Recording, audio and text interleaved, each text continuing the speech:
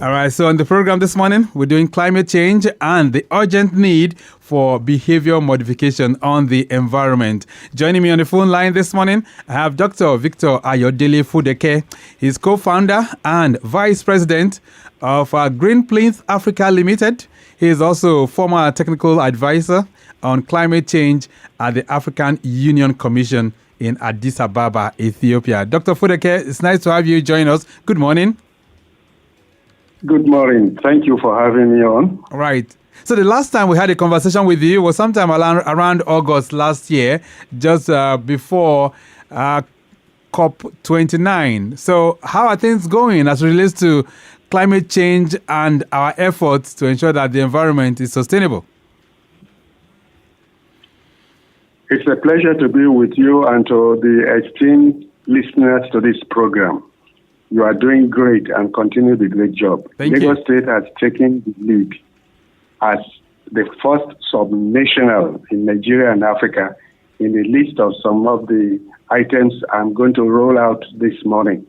You'll be very proud to be a Lagosian when you listen to this program. Great.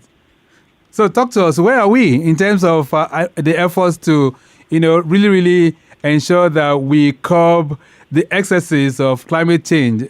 I mean, if you look at it from the general perspective of Nigeria, and then if you break it down to Lagos. Yeah, thank you very much. The first thing to say is that whatever is being said here should be what is measurable, reportable, and verifiable. Lagos State is actually pioneering a sub-national climate action through bold portfolio of programs that reduce emissions, promote environmental resilience, and attract sustainable investment. Today, a program is being launched. That is the launch of the Lagos Carbon Exchange and the Panda Cook Stove, which has been in the news. Through the launch, the first one of the Lagos Carbon Exchange, the deployment of 80 million cook stoves, most efficient cook stoves, and nationwide green billion tree planting and nurturing, Lagos emerges as the epicenter of Africa's low carbon transformation. I think this is what deserves a lot of applause for all Lagosians to know that is happening. Great. And I will list out, when you allow me, the key achievements and initiatives. Go ahead. So the key initiatives that you'll be proud to learn of what Lagos has taken the first position in Africa is pioneering climate governance. Is the first Nigerian sub-national to develop a climate action plan from 2020 to 2025. This plan is aligned with the Paris Agreement that focuses on 1.5 degrees Celsius and integrated into what you will learn that is called urban planning, circular economy, and resilient strategies. The second one is the Panda Cook Stove Initiative, a national rollout of 80 million free clean cook stoves utilizing briquettes from agricultural waste, which is backed by the Paris Agreement crediting mechanism freely to be distributed to 80 million households in Nigeria, which supports emission reduction, health, and gender equity. Now, the third one is Green Billion Tree Campaign. This targeted the planting and nurturing of 4 billion trees across Nigeria to combat deforestation, to restore degraded lands, and generate carbon sink with community partnership. This program will make the Great Green World Program of the North to be a greater Green World Program for Nigeria.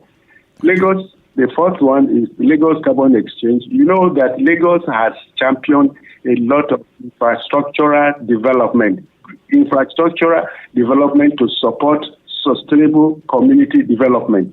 Lagos has taken a lead in this, and it will interest you to note that countries that have imbibed in this strategy that Lagos State has backed on, just like China, India, Brazil, and South Korea, between 2005 and 2020, the carbon credit for the whole world, 80% of it went to these four countries.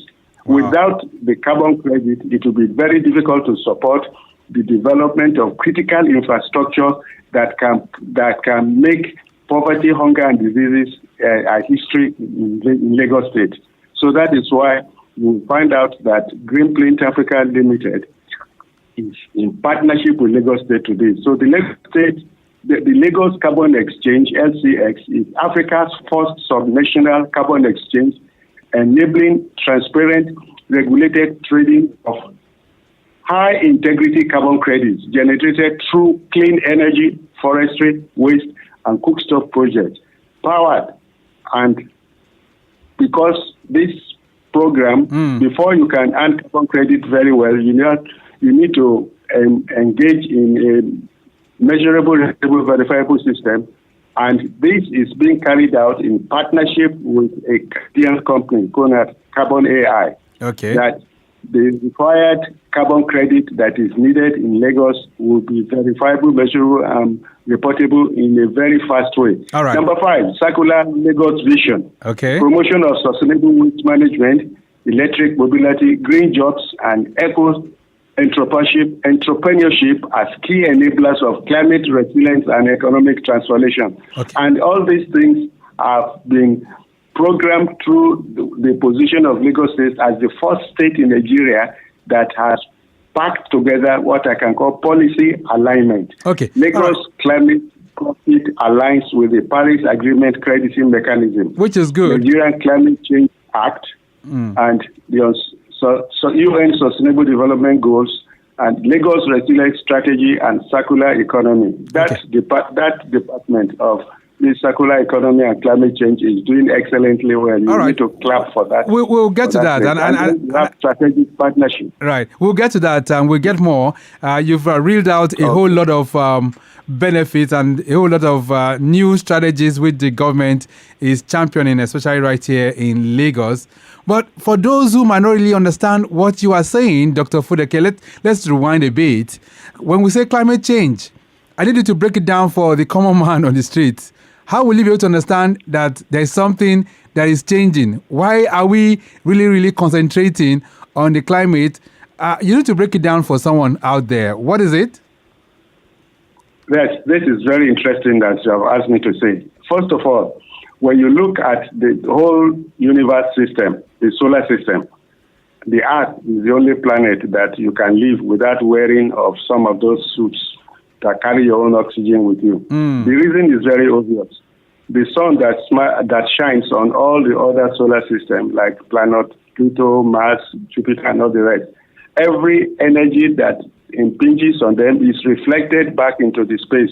So the surface of those planets becomes very cold to minus hundreds of degrees Celsius. The Earth is the only planet where everything looks very perfect, that the temperature is such that you don't have to wear special suits.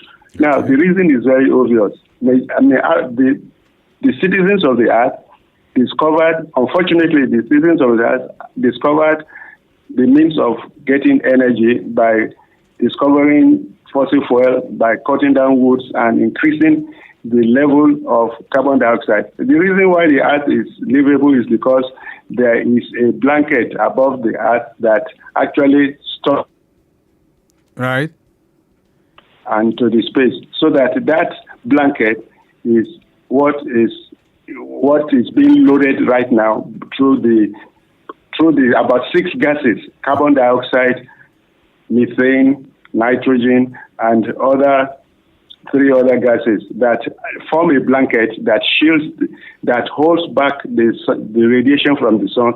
So that's why the Earth is big. But man has discovered how to produce energy by discovering fossil fuel for transportation. We cut down the wood and we start burning it and releasing and increasing that blanket, the thickness of it. It is so thick that the Earth is so warm and it is actually sweating. Okay. That is what is called the climate action. The Earth is sweating right now through the activities of human beings. But the good news is this, that the more we produce these gases that are known as greenhouse gases, the more the Earth warms up. But the good news is that the UNFCCC made an arrangement that is known as to reward cities and countries that can do something because when you talk about crisis, you have opportunity. Okay. The Chinese have a character that talks about crisis and opportunity, and it's the same thing. And that is what you say, that the opportunities in climate change, with the challenges, there are opportunities. Okay. And that is what Lagos State is actually seizing into, to align with those countries that have taken the bull by the horn through the carbon and certified emission reduction program. That is to reward those countries that are doing something to reduce those greenhouse gases. That's what Lagos State has stood up for in Africa. So, Dr. Fodeke, would it be right if I say that perhaps for the common man, the reason why we call it climate change now is because we're now having extreme weather conditions. Maybe they see excessive rain, they see the heat that is so much. You go out in the sun and it's so scorching on your skin. Could that be explained to the common man that that's the effects of climate change? Yeah, thank you very much. Because one of the implications of the rising temperature is that the North Pole, the polar regions, the ice in the polar regions are melting and releasing more water into the oceans and to the seas. That is why you find that some places like New York and Lagos State, especially some cities, are in the danger of being inundated. That is why you find more rain in some areas and less rain in certain areas. But the good news is that you can climate-proof your development. And that is what the GREENPLINTH Africa Limited and Lagos State, through the Office of the Circular Economy and Climate Change, is doing to climate-proof the health of the citizens of Lagos State through the Panda cook stove that is about 90% efficient, that will make that will make zero deforestation and zero hunger, poverty, and diseases in Lagos State and as a pride in Africa. Nigeria, Lagos State is actually championing this. So the opportunities are there, the challenges are there, but the opportunities are also there, that we are seizing these opportunities, especially through the launching of the clean cook stove, Panda cook stove, that we'll be seeing today. I think today is the day for it. Right. So these are the good news that we have, that we don't have to, we live with the challenges by seizing the opportunities in the challenges, and we make it into something like, you make stepping stones out of stumbling stones. Which is Lagos State has taken the first. Right, which is very good. The first slot there. Right. We should be able to clap for Lagos State. All right, we'll be doing that. But Dr. Fodeke, let's talk about the citizens of Lagos and behavior modification, so to say. The fifth pillar, which you mentioned earlier on this sustainable drive, I heard you mention something like waste management as well. And if you look at the behavioral patterns of Lagosians, it appears some of them are not really waste management friendly. So talk to our listeners this morning. What impacts will indiscriminate dumping of waste have on this climate change drive that we are embarking on?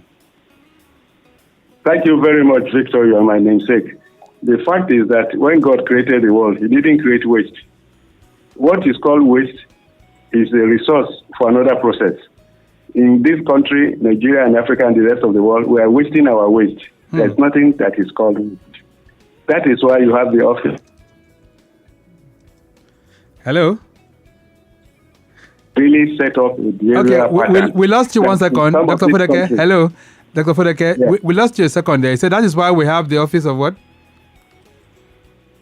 Office of Circular Economy and Climate Change. Okay. In the office of the distinguished governor of Lagos State. I think his birthday is some days ago. Yes. That is a great icon in Africa. That's what the governor of Lagos State has earned himself to be. Because that is circular economy, if you look at it very well, is a strategic initiative that involves every citizen of Lagos State to be wealthy through waste management. There's nothing called waste. To ensure that nobody will come around and say, I've finished my university and I have no job. There are examples, there are positive examples of people making wealth out of waste. There's nothing called waste. When you look at it, for example, United States, waste is a cash cow. You look at the waste. Let's start from the agricultural one. The waste from the agric area, the methane that comes from the waste from agric sector can power Lagos State very well, which we are moving into. We're also looking in terms of the sort of making sure that people can manage and measure their carbon footprint.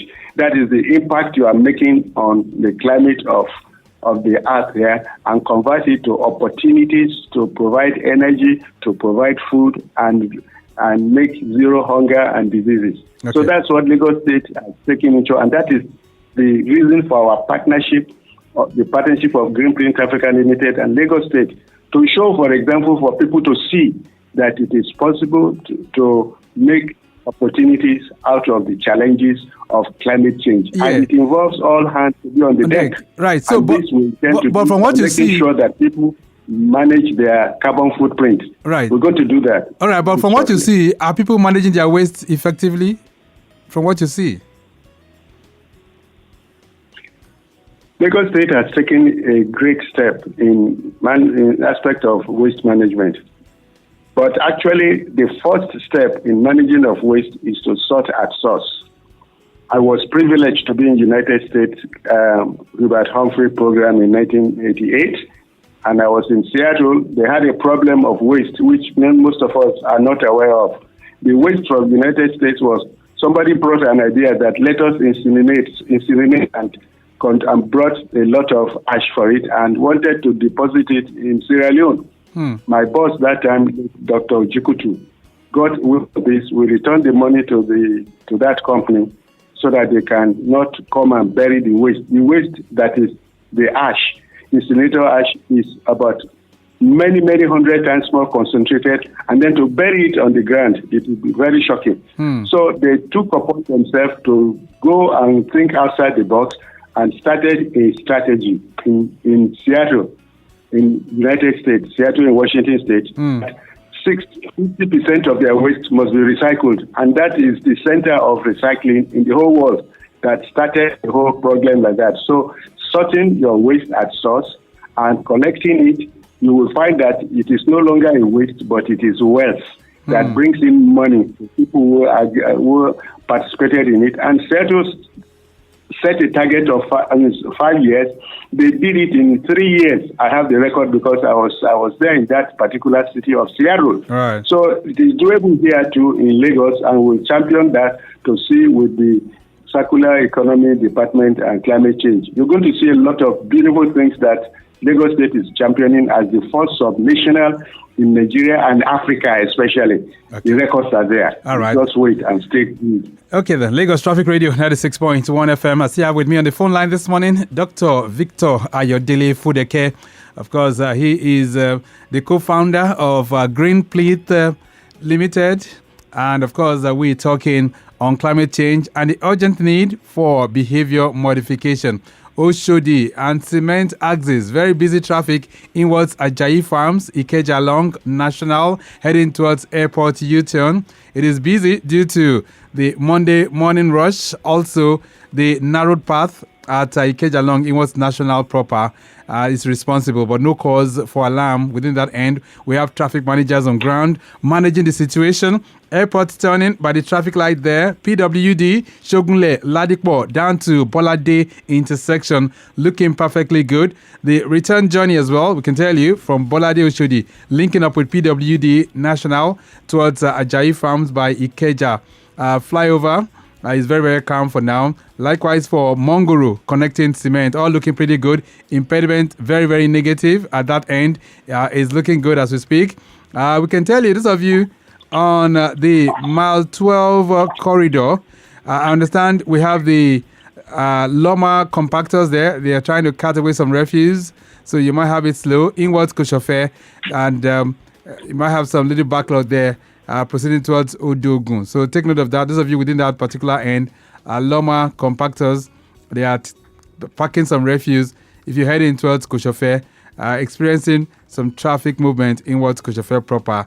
Lots of influx within that corridor, but we have traffic managers on ground managing the situation. All right, so Dr. Fodeke, let's get back to this.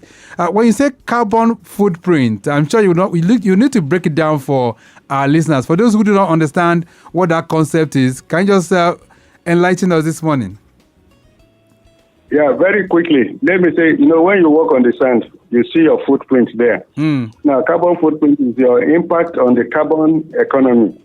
Because climate, that you see, when your activities, daily activities, how is it contributing to reducing the level of greenhouse gases, or it is increasing it? That is your lifestyle. How you power your house, use generators, maybe use fossil fuel, use coal, use wood. Whatever is coming out of your activities is your footprint. Whatever you do like that. So the first thing that we are embarking on is the sensitization of managing your carbon. That is, first of all, if you cannot measure it, you cannot manage it. So we're going to measure it first so that we can manage it and convert it to opportunity of certified emission reduction, that is carbon credit, to support the critical infrastructure that Lagos State has championed in various areas. You know yourself, you see through the social media, all the green red lines and everything, to change the source of our energy consumption to green energy systems. And not only that, we have other secrets that I cannot talk right now, but when we move on, we're going to reveal them to us that every citizen of Nigeria will be able to beat their chest and say, Lagos State started it. The first thing that started, the first movement, the first awareness on environment started in Lagos State.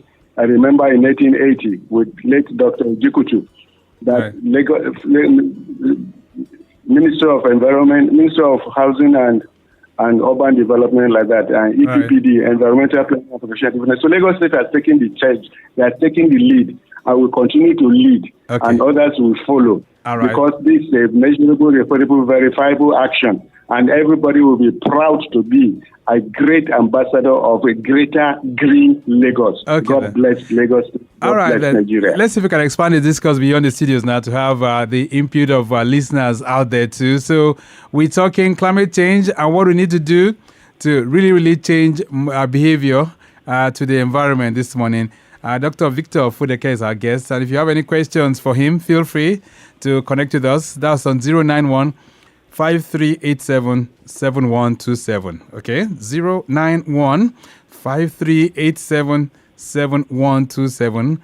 Or you can also try 080 99 120777. Okay? That's 091 080 99 120777. All right, these are the numbers that you can connect with us. You can send in your questions. One here popping in says, good morning, Victor. What are some of the small harmful behaviors we've normalized in Nigeria that are worsening the climate crisis? You didn't put your name, but thank you so much. All right, so Dr. Fodeke, what are some of those behaviors that we are really, really carrying out that is affecting or harming the environment? The task is for all hands on deck. The greater green Lagos involves everybody, all hands on deck, to be climate conscious, to be environmental conscious, to note that whatever you do doesn't just stop with you. What goes around comes around. To have a green, greater Lagos State involves all hands to be on deck with what the governor is already doing as a green icon champion in subnational in Africa. That award will be given to him very shortly by the grace of God. Let us join hands with Lagos State to make Lagos State greener and greater as the first and the champion of subnational initiative in Nigeria and Africa. God bless Lagos State. God bless Nigeria. God bless the president. All right. This one says, good morning. How do we get people to see the environment not as government business, but as something they are personally responsible for? Zainab is sending this one in from Sabo. Zainab, thank you so much. Another one here says, Victor, how can we get young people more involved beyond tweeting or posting about climate change? Pastor Adewale is sending that one in. Maybe I just throw that to you right away, Dr. Victor Fodeke. How can we get people beyond just the social media to participate in environmentally friendly activities? that is a whole lot of green entrepreneurship. I can tell you right now, it starts from them young, from when they are in their even from kindergarten school and to the primary school, secondary school, and tertiary institution, to engage that every institution should put in a program of environment and climate action programs, right, as a curriculum, and to inculcate into every citizen about the concept of waste is wealth. There's nothing called waste. That some people have, through the imbibing of what I've mentioned to you, sort at source, they have built their houses, they have bought vehicles, they have done that. Through the waste from the farm, energy is generated, and you will also notice that the sort of the residue of when the biodegradation of the waste from the farm that produces methane, energy is generated. We intend to see something in Lagos State here that will make every local government area council to be self-sustaining in green, clean energy for Lagos State, because that will be targeted in empowering the small and medium-scale enterprises, so that you will not power your generators with the toxic fumes of fossil fuel generators, but will be powered by clean, green energy systems, so that each local government area will be able to generate between 5 and 7 megawatts of electricity that is clean, that is powered through carbon credit, and that brings the actual resources that can put money into their pockets. So, Dr. Fodeke, are you saying that people should... That is what the youth need to know, that the small and medium-scale enterprises is the engine room of development in Africa. All right. And Lagos State is taking a lead, and we shall make it attractive, because some of the barriers to small and medium-scale enterprises, we have already got the model for it, and we intend to roll it out very shortly. All right. So, Dr. Fodeke, are you saying now that people should not use those generating cells that they're using right now? Hello? So are you saying right now that people shouldn't use those generating cells that they use to power their houses, or what should they use? When you power your house, you should wait for the consequence. The consequence of powering your house with those fumes is that you are loading the atmosphere with toxic greenhouse gases. And you don't have to do that, because there are renewable energy programs, like I've just mentioned. You have solar, you have wind, and you have other sources of using biogas. Biogas from your waste. Your waste produces biogas, and the residue that is liquid will develop the agric system in your farms and everything. You don't have to go through the toxic toxic fossil fuel. It is toxic. Okay. It is been proved that is the source of the problems of all this extreme weather that we see, and all the dryness of the land there. But the youth are the ambassadors. They are the critical assets that will be managed, that they are our critical assets, to put it in short. And some of the secrets we have, I can't reveal them here, but Lagos State is championing that, and you will see it very shortly. All right. Every youth will find themselves in romance with climate actions that will put money in their pocket, that will destroy poverty, hunger, and diseases. And Lagos State will set example, and the youth are the arrowhead for this. So just keep engaged with us. All right, one more question here. There's a question here. It says, good morning and happy week. It's a happy new week. So how is climate change already affecting everyday life in Nigeria, especially in urban areas like Lagos? Chidera is sending this one in. Chidera, thank you so much.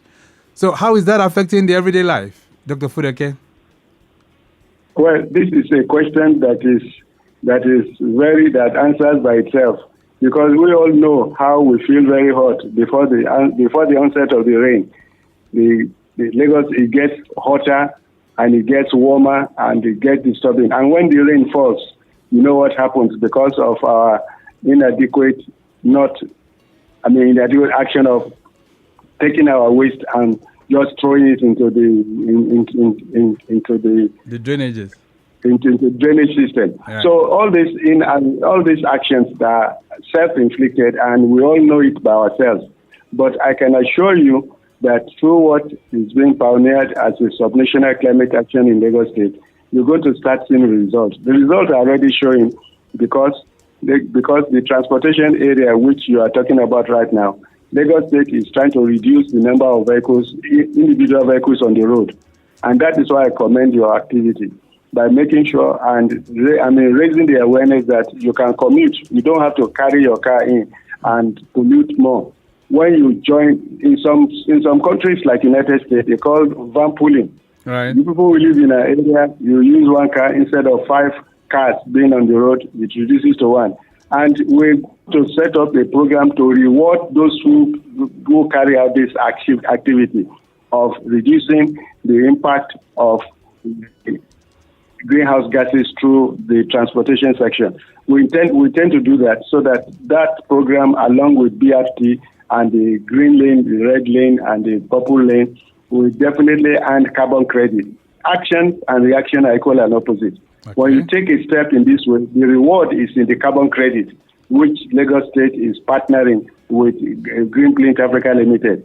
Those who do this one, I don't want to take too much of it because it's a big program that talks about a reward for those who comply with reducing of the greenhouse gases through their activities, through their companies, through their farms, through their homes, by making sure that you replace your bulb with light emitting diode, LED bulbs like that, and you change the motor to consume less. It will put money in your pocket first before it even protects the environment. All right. These are the things that will come out from this carbon footprint program. Okay. Thank you. All right, then. It's nice connecting with you, Dr. Victor Fodeke. There's a whole lot that we can touch on as relates to climate change and, of course, the resilience which the government is putting in place. Someday we'll still connect with you to find out how far we've gone in that regard in making things much more beautiful. But it's nice having you on the program this morning. Thank you for connecting with us. It's my pleasure. Okay. God bless Lagos State. God bless Nigeria. God bless Africa. Okay, then. It's nice having you. Thank you so much. All right. He's Dr. Victor Fodeke. He is, of course, an environmentalist of note. And, of course, he's been doing that for several years now. He's co-founder and vice president of GREENPLINTH Africa Limited. And he's also the former technical advisor on climate change at the African Union Commission in Addis Ababa, Ethiopia. We have to go. The program this morning has been produced by Mike James. I say a big shout out going out to Okpebimi Shodunke and, of course, to Remy Aluko in the studios this morning. I have Success, all right, and Alima. All right, then. Success and Alima, thank you so much for being here too. Our executive producer is Tayo Akonle. My name is Victor Oteri. Have a great day. Bye.